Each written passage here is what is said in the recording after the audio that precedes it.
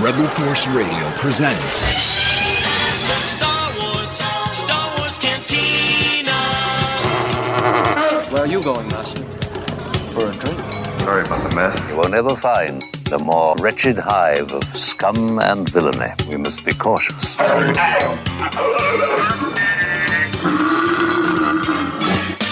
Yo. Hey, man, how are you? Good. Right, this is not video, right? Because we're both naked. Put some clothes on. How are things there at Daddy Daycare? Oh, everything is good. You know, before I came on here, I had to give the little guy a bath and play him his song and tell him about Yoda. Yeah, and then Kyle came over here, and I had to give him a bath and sing a song, talk about Yoda. Right. Oh, like father, like son.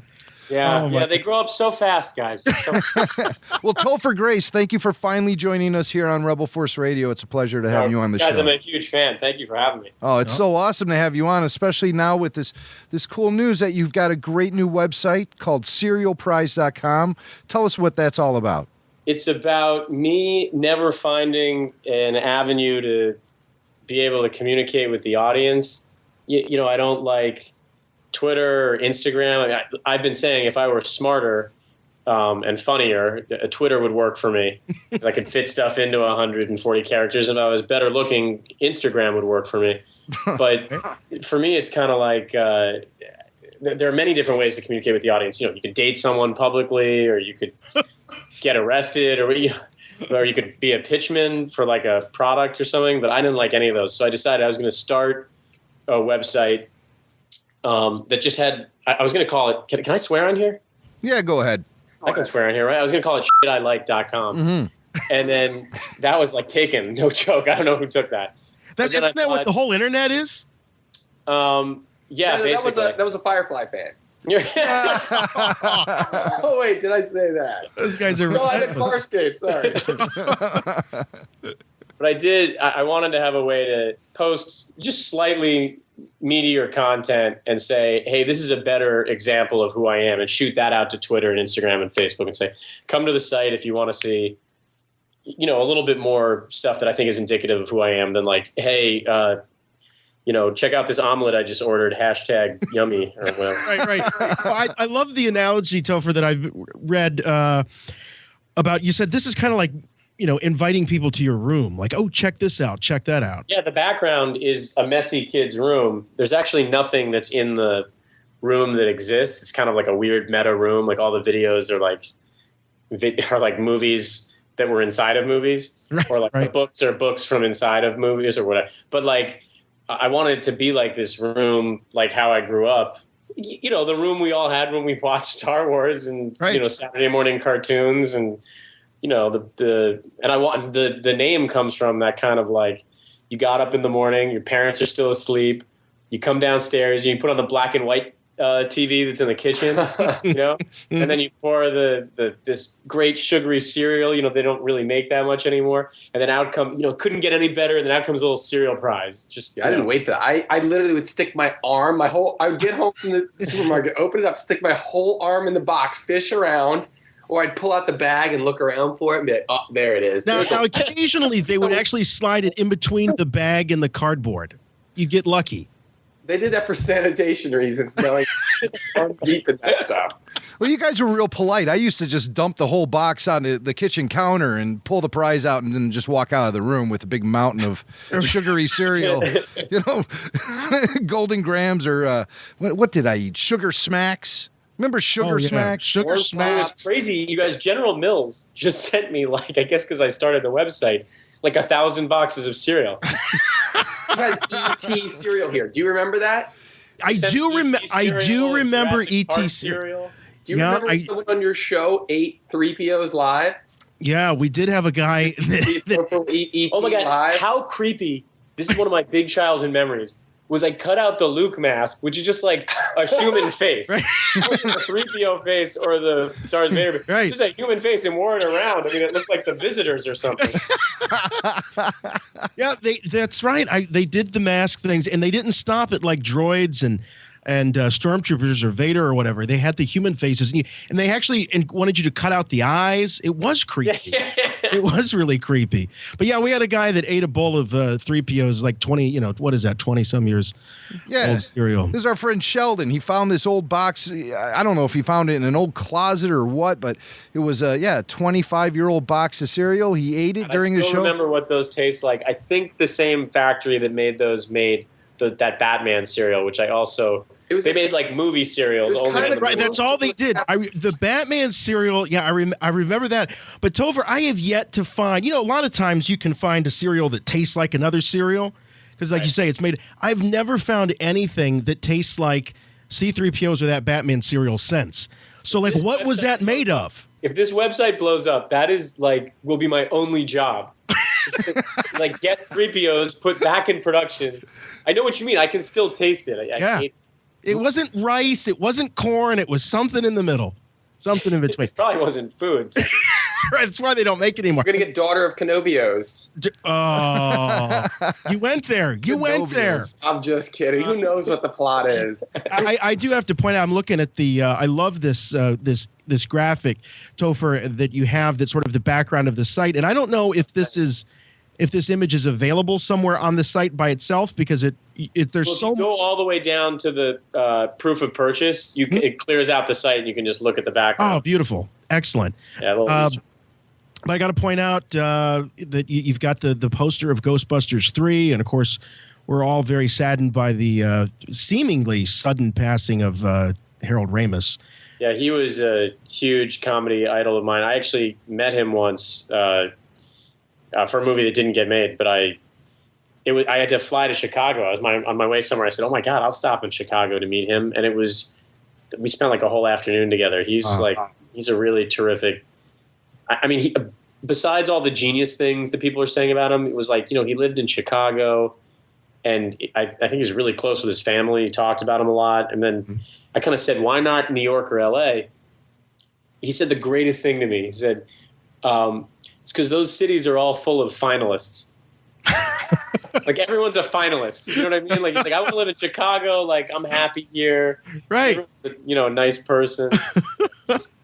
Yeah, that's. I should point out I live in New York and LA, by the way. You're splitting your time there between the two. And I'm stuck here in Chicago. No. But I mean it in the sense that like. No. I think what he meant, I don't want to misquote him. What he meant was like that finalists are awful. Right. And then everyone's trying to be like, look, I promise you, I live out here. No one's finishing first in Hollywood. Right. So like, I think what he was saying is he wanted to live somewhere that had a great community and where his kids could grow up, kind of with that John Hughes kind of like youth that I heard about. Mm-hmm. And I was really jealous of it and thought he was like a really brilliant kind of dude for doing that personally for his family. Well, he was just such a regular guy too, because my brother ran into him at a supermarket and he was just hanging out in the produce area. And so my brother, being a big fan of him, walked up to him and said, "Excuse me, aren't you?" And he cut him off and says, "Yes, I am Joe Flaherty." I heard his story once. Sorry, this is taking us way off topic, but I think Bill Murray lives in Chicago too, right? Right. Yeah, he also grew up in the same area that Harold was living in. That's right. I heard this story this is the greatest celebrity story, that someone who was a writer on The Daily Show saw him in Chicago somewhere, I think at a train station, and had a look that like, someone who writes for The Daily Show obviously probably worships Bill Murray. So saw him and made a weird face, like, "Oh my God, I can't believe it's God, who's passing right now." And as they got closer, Bill Murray grabbed him and put him in a headlock and said, "No one will ever believe this happened," and then left. I've heard stories about Bill Murray walking up to people as they're sitting in restaurants, like a fast food restaurant. He'd walk over and take some of the fries off of complete strangers, just take it right off of their plate and say, "Nobody will believe this story when you tell it to them." And he walks out. He shows up at like high school football games and stuff. There's all these random pictures of Bill Murray showing up at weird events. Look, they're doing it right in Chicago. Like I think. By the way, I love living in LA and New York, but somebody said for the amazing comedy that has come out of Chicago. Oh yeah, absolutely, definitely. And anytime you want to come and visit, I'll show you around town. Thank you. Yes, so, definitely. so Topher, what is it about the way that this site is organized that kind of allowed you to do what you wanted to do that some of these other platforms just, weren't capable of supporting? Well, this started with my friend Kyle Newman, who I had given really bad notes on a film that I had produced, and I had wanted to learn how to edit, so I didn't give terrible notes. I mean, I don't want to be an editor, and I'm not good enough to be an editor, but I thought at least I could, the way a director might take an acting class before he starts directing a film. Mm-hmm. I ordered a Avid editing system and just started to try editing, and I had a tutor come to my house, and I wanted to cut on something that I wasn't in because I thought that would get too kind of vain, and then also something that had a lot of footage, and I couldn't get my hands on any movie. No one give me dailies from their films, so I thought, I love Star Wars, and there's enough footage here because there's 3 movies to maybe tell one kind of streamlined story. So I put them back to back to back. I mean, you guys have probably heard this story, but I had like 9.5 hours, and I kind of whittled it into an hour and a half. And then I said to Kyle, let's have a screening here. We found a theater, and he said, do you mind if I invite some bloggers? And I didn't know it would turn into like a thing. And all of it, I wasn't even on Twitter, and we were trending like #1 on Twitter the next day. Dude, you can't mess with Star Wars and not have it turn into a thing. I mean, I was naive. I also probably didn't understand the internet very well. And someone said to me, I'd had people the next day, push down people in front of them to run over to me to say, I have to see this cut. Please. And it's still, every 100th person I bump into, all 99 people have no idea that I did this. And then every 100th person says, please, I'll give you my kidney. Can I just see it? So I decided if I had a site, maybe, because I had to wait until the next film I was in to talk about it, because I had no way to communicate with the audience besides doing press for movies. Right. So I thought if I had a website, I could, talk to people like you guys, put up, I'm going to put up the trailer. It's the most I can kind of show of this kind of, I've been calling it episode 3.5. Yeah, right. But that's the way I can kind of share stuff with people and, slightly meatier content, like I was saying. So how long is the actual trailer itself? Oh, the trailer is probably 2 minutes. I haven't even timed it. But, I was very thankful that everyone was cool about me having this private screening. And I was very sure at the beginning of the screening to say, I'll never share this with anybody. And, this is the one-time screening, and we're making no money off of it. And everyone was very cool about it. Topher, you can't take something like 9.5 hours of material and condense it into an hour and a half without really, really getting inside of it. What did you come away from that experience thinking about the prequels? How did it change your perception of them? See, that's a really great question. That was actually the exercise, was not to make some kind of, and we just did another screening of Close Encounters, and I think people think that I'm trying to make some kind of definitive, great, my cut's better. It's really like an experiment. It's just me, if you're learning how to play piano, you just want to, it's not like you're playing well all the time. You're just trying to try stuff. And when it got into a state where I thought, well, this is its own story, which is basically a kind of a streamlined story that really focuses on Anakin. I love a lot of stuff about, the entire Star Wars. What do you call it now? 2 trilogies? Saga? It'll be a trilogy of trilogies soon. That's true. That's right. But I just thought this is a way to hone in on one part that I want to tell, and also use, what's amazing is that Lucas did the effects for the outtakes from the film. Right. Yeah. So I could put those in. I mean, normally if he put them on the, it's great that he spent the money to do that, because it would just be green screen, I guess, on a normal DVD. But I, was able to use music, and what I learned from editing basically is if you change one frame, it changes a whole scene. So then having a whole opinion, you're really telling kind of like a new story. That's so true, because I remember And I don't know about you, Topher, but I don't like to talk about flaws in the saga, but if I were to rank my favorite Star Wars films from 1 to 6, number 6 would be Attack of the Clones. There are just some issues. I think it suffers with the pacing. However, there was a limited screening of the IMAX version of Attack of the Clones, and it had to be whittled down to be able to fit onto these giant IMAX plates. They edited it down. I never even heard of it. I saw it. It was great. And it was just like these really small edits, but it helped out the overall tone and pacing of the film so much. Like 8 minutes missing, right? 8. It seems that way. Each order? Yeah, it seems that way. I can't really recall exactly what was taken out, but I remember the car ride home. The discussion was all about, well, I was really happy that they moved this sequence along, but I was kind of bummed that they took this particular part out. So it was, a mixed bag because everyone has their like favorite moments. So you can't just completely take 8 minutes out of a film and everyone's going to be happy with it. What I did was it was way more invasive than that. But it was, I think it was focused on the second two, and I didn't use a lot of the first one. It was more telling, and I didn't use any of the kid Anakin. Mm-hmm. I used it all him as what does he start as a teenager? Right. As in his 20s. The crux of it is Padme's family back on Naboo. That whole relationship when Anakin comes home to eat dinner with her family. For that 40 minutes. Right, it was just a dinner scene. It was one long 80-minute dinner scene. You wanted to put that back. Right. You just looped it. Did some scenes. I put in a scene from Twilight that didn't play, but I wanted to try some interesting stuff. Slip that in there, see if anyone notices. People did. People were actually a little thrown. Yeah. Did you use stuff from the holiday special? Oh, it was all stuff from the holiday special. I'm surprised people didn't know that. Yeah. Oh my God. Well, So the edit will probably never be seen, but we will be getting a trailer. Is the trailer's not on the site? It will definitely never be seen. Right. I snapped the disc afterwards, but did you really?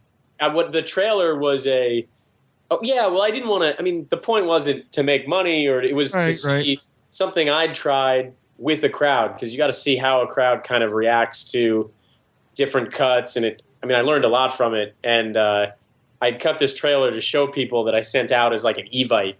And then I thought, all right, I'm going to throw this up on Serial Prize because it was cool. I dug it. I even used a little bit of footage from the first trilogy to kind of narrate it. Yeah. And so is it up there now? Is it on the site now? What day will this be live? Friday. Right. Yes. It's coming. Okay, it's coming Friday. So, all right, That's right. excellent. So it's up there I think now. we timed it out for you guys. No and joke. His cut of Close Encounters was great because he did a similar thing where he took Spielberg was really the first person to special edition it up. He had a theatrical version. He wanted to shoot more. Yeah, people forget that he was the first person to go back into like a blockbuster. 3 years later, add stuff. he added stuff. Right. That was the cuts. Then there's deleted scenes. So he kind of did a version of Close Encounters, and again, not to be definitive, it's better than Spielberg, but it was cool just to see, wow, there's a scene with Carl Weathers in it. I didn't even know he was in the movie, like where he's warning Dreyfus from going back into the danger zone, when they've cleared everybody out of Wyoming. And there's just like so many other little cuts too that it just changes the feel of a movie when you make a cut. So it's cool. And then a friend of ours told Spielberg about it, somebody I know. And Spielberg said, tell him thank you. It's very kind of you. So it wasn't like he said, he'll be hearing from me. It was, I think, when you're a director, the fact that someone engages with your material enough it's a conversation. So it's if you guys want to know the coolest thing about doing these for me, truly the coolest part of it, because it's a close second would be watching it with a crowd and hearing them, cheer and clap and stuff. And I am aware the majority to all of it is not my work. It's someone else's work. But the best part, when you're cutting on a film that you weren't involved with, but that you really like these films, you start to feel like you're kind of in it. Like you start to, they must have made that cut here for this reason. Like you get into the minutia of it. Mm-hmm. It's cool. You start to feel like you might have been in the editing room or you understand moves they made. It's like it's a wonderful learning thing. Yeah, I know exactly what you mean. When I was younger and sort of learning how to do audio editing for radio, I found myself just poring over the Star Wars films. I would listen to the audio and then I would isolate channels and I would play it backwards. I would phase reverse it and just punch up the center channel. I did all these different things to sort of learn how to teach myself digital audio editing, but also to just get a grasp for what guys like Ben Burt were thinking in the studio. And you do have those revelations where you're like, oh, I see what he did here and I understand why he did it because I'm starting to pick it all apart. Hey, That's exactly right. Yeah. When you snapped the DVD of the film after the screening, was it a big ceremonial thing? Did you do it in front of everyone? Well, if you're as dorky enough as I am to re-edit Star Wars films, then when you come home after showing it, no, you are alone. Oh, man. There is no ceremony. It is a one-man show. But I'm having fun. Well, so Topher, obviously, for somebody to take a project on that, we know that you're a big Star Wars fan. When did your journey as a Star Wars fan begin? Oh, well, look, I mean, I think I am smack dab in the generation where I'm starting to work with filmmakers that are my age. Up until now, all the filmmakers I've worked with have been older than me. But now that I'm working with filmmakers my age, you realize, everyone's turning point. Or, it's like in Close Encounters when how everyone sees the ship and all of a sudden they want to go to Devil's Tower. It's life changing. Hollywood, Star Wars was that to Hollywood for I think everyone in my generation. I mean, I remember seeing it. I guess it was on TV, the first one. I think Jedi might have been the first movie I saw in the theaters. Mm-hmm. And then my dad showed it to me on VHS, the first Star Wars. That's like you, Jason, right? Yeah. I started with. And then I remember Phantom Menace was coming out the year I started 70's show. And they were making my character really into G.I. Joes on 70's show. They wanted him to have some kind of collector thing, pop culture thing. Mm-hmm. And I begged, it's coming back. Please look, they're on the cover of Vanity Fair. Let's do Star Wars. It's 1977. Right. This is, 1998. That was a smart move on their part to listen and not go. Oh, yeah. Joe. Oh, no. But be guys, please, $6 million. But by the end of it, by the end of the first season, we did a Star Wars episode. And then I think by the end of this series, or for me, the 7th season was my last season. I think every episode had a Star Wars joke. And I remember thinking, if that's all I brought to this, I was so much more into the jokes when they were Star Wars jokes than, But that's what was cool about the 70s show that's when between Simpsons and 70s show, that was the era that they actually started referencing it in pop culture and on a weekly basis. Well, we know when pop culture is coming after it, that it has a really viable fan base that's still alive. I think there was a period of time where maybe they weren't sure if Star Wars still had a thing. Right. And then they came out with those video. What were the video ones? It's right up there. We're here sitting in my living room and I have them up here. What were the ones that came out in 97? The video came out before the special editions to kind of the last time in 95, yeah. Oh, yeah. We're sitting here, we just took it down off my shelf. The Yoda, the Stormtrooper, and the Vader covers. And he had those great interviews with Leonard Maltin. Do you remember that? Right. Where he said, I am going to make the prequels. I remember and I think that was the fan base that had been a kid like me is now ready to grow up and pay money to see the movies again. Absolutely. I remember picking up the box in the store and it said, Kyle, if you got the box there, you might say, but it said something about, I hope you and your children and your children's children enjoy these stories and the stories yet to come in the ongoing Star Wars saga. So that was our first real clue. He signed it on the back. Yeah. Yeah. In the years to come, I hope you, your children, and your children's children will enjoy not only this trilogy, but also the adventures yet to come. There will be a total of 13. No, it doesn't. Wait a minute, I don't remember that part. I know that. And there's a little footnote that says, please note it will not be on VHS. There'll be many other formats that you'll be forced to purchase. And they'll all be edited by Topher Grace. Then a second little footnote that says, P.S. These will be irrelevant in 1 year. But hey, Topher, it was really you were really thinking ahead with that request to include Star Wars in that 70s show, because the episode you talk about was the episode it was the most famous references to Star Wars on that 70s show. The gang all goes to see Star Wars. They get obsessed, and Red thinks everyone's on dope. And that was so fun. They made us repeat all these lines. I mean, I remember we had a couple I was pitching on the night that were like, I mean, remember I was 19 at this time, but I was like, can I say, like, I got a bad feeling about this? They're like, that doesn't serve any purpose in the plot. I'm like, it'll work. Like, I got a bad feeling about this. That's not how your character talks. Right. Doesn't matter. Fez says, we're going to go see a movie. And he thought it was Star Wars. Yeah. And he's like really let down. He's the only one who hates it. I am so excited about Star Wars.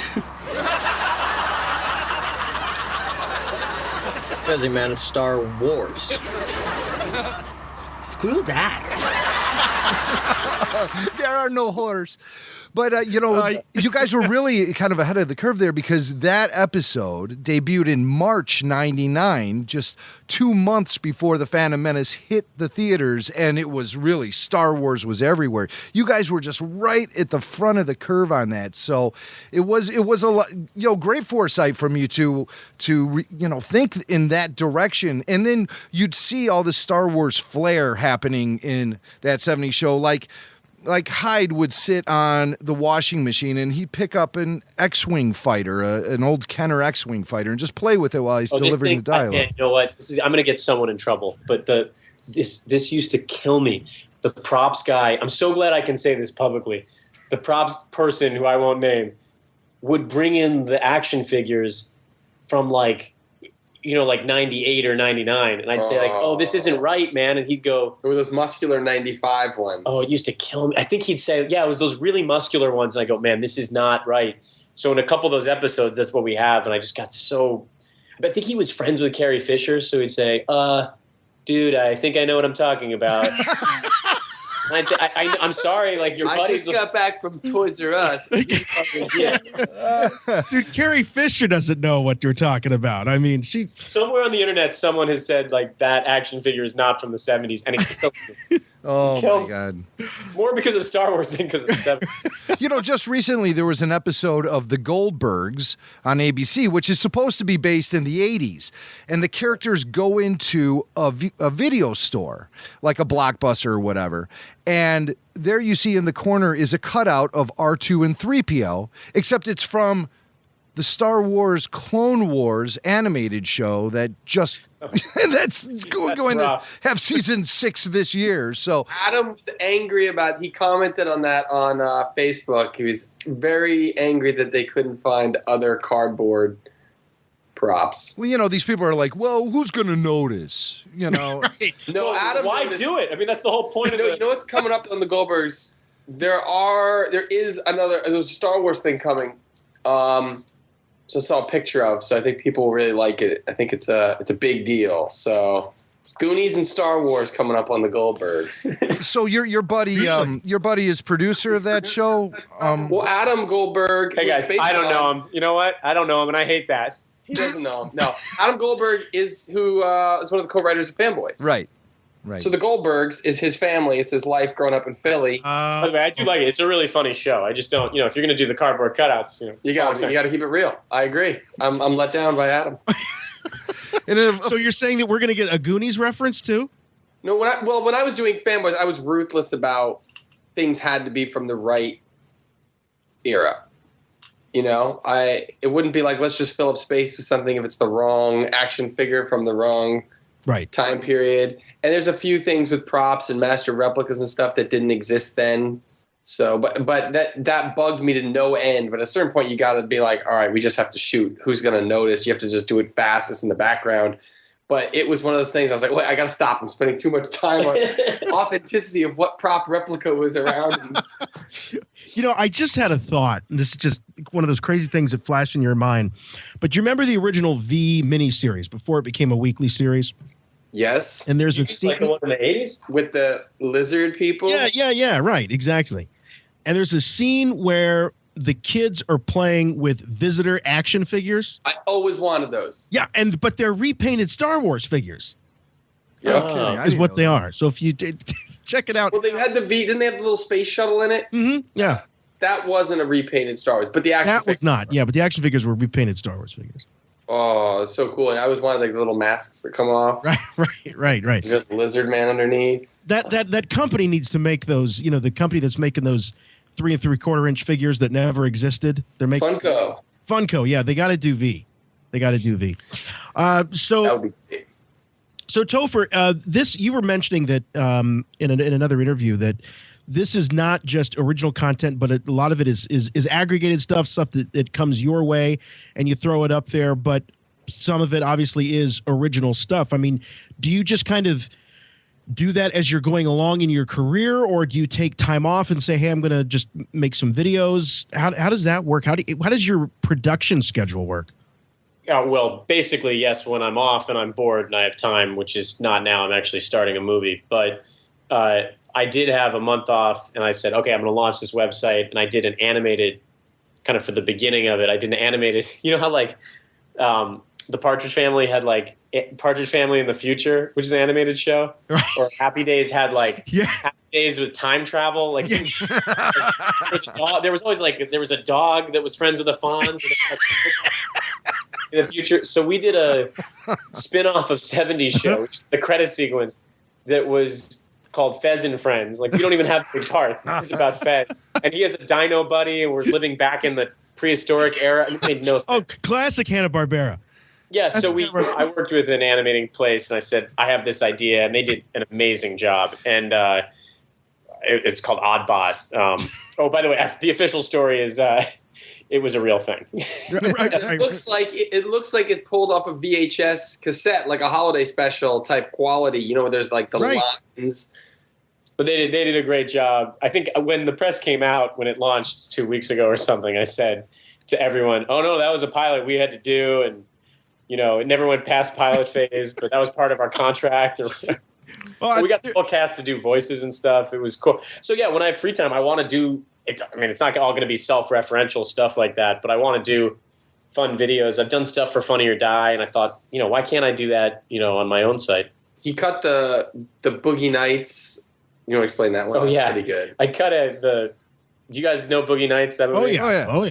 I took the movie that's within the movie, which is called Brock Lander's Angels Live in My Town. Yes. And I cut it into its own full-length movie, using a lot of like the DVD features, so kind of a mini kind of fan edit. It's all like just, fun, reverential. Like, I love everything I'm doing something with is something I love. It's kind of like he's curating a online geek museum. You know what I mean? It's like there's all these things that, like deleted stuff that you've never seen or posters so it's just all these different curios from around that when they're collected together, it's a really good look back at.